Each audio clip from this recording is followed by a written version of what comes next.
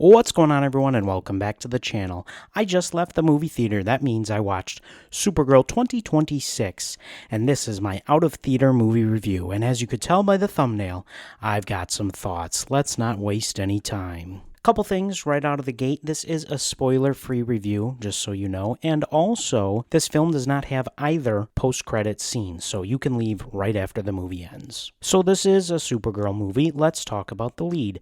Millie Alcock does a fantastic job acting here, and I really enjoy her acting. That's with a caveat, though, because she did what the script said, and the script in this one is pretty awful.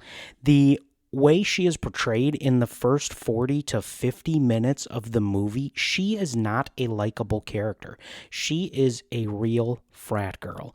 And you having to latch on to this super character that you should believe in, it is really hard to find her as a likable character at all in this movie.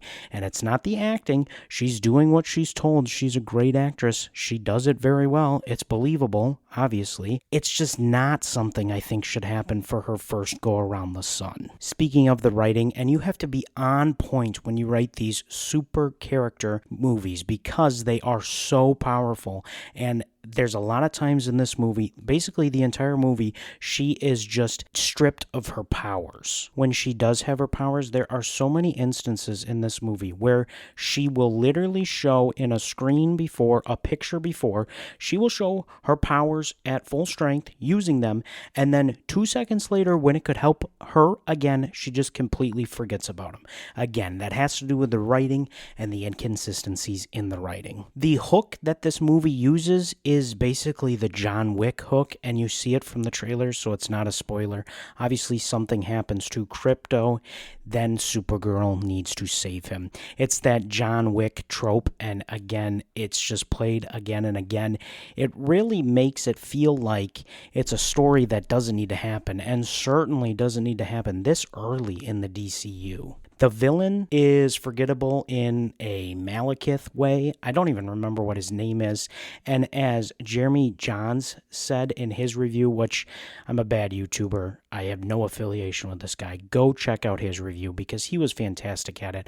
On my way home, I turned on his review and he was saying things, which is basically everything I'm repeating here, but I was like screaming yes. He was just absolutely fantastic in articulating his points. But one of his points was that there's scenes that go by with this character and you forget even who the main quote-unquote villain is. You see one and you're like, oh yeah, that's the main bad guy, and then the real main bad guy shows up and you're like, oh wait, no, yeah, it's him. There's also just so much of this outer space adventure going on, and you can tell there's hints of it trying to capture that Guardians of the Galaxy feel.